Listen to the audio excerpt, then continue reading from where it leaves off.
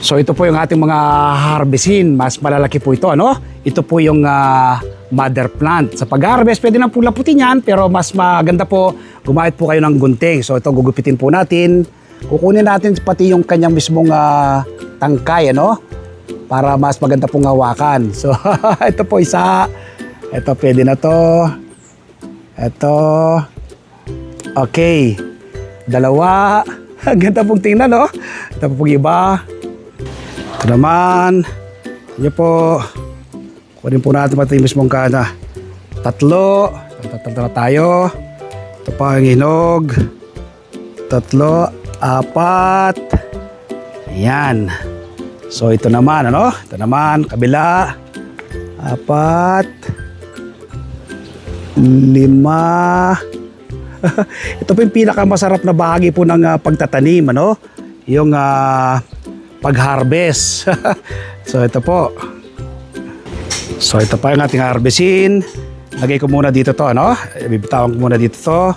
Ito naman. Nakalima na tayo, 6. Ito naman. Ito, hinog na rin to. Ito. 7. Ayan.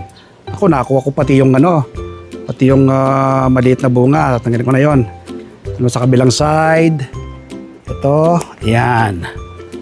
So, ito, nakarami na tayo, no? Marami na tayo. Dito pa, ito naman. Ito, maniba lang pa lang to. Ito, malaki na rin tong hinog na to. Ayun.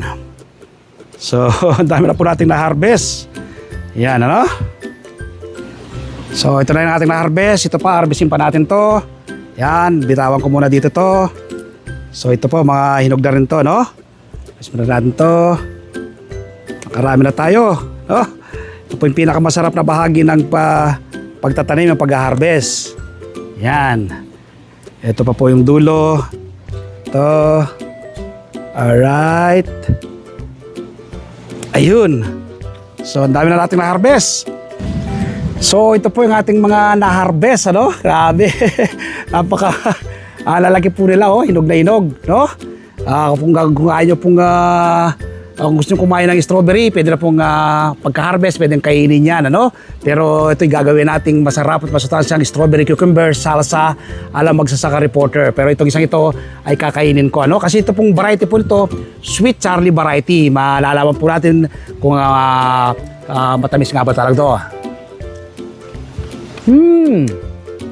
Grabe, ang sarap, tamis.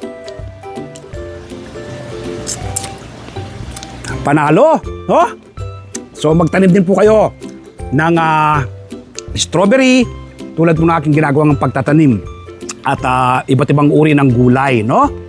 Nang sa ganon, ay hindi po kayo maapektuhan ng mataas na presyo ng gulay at prutas sa merkado, no?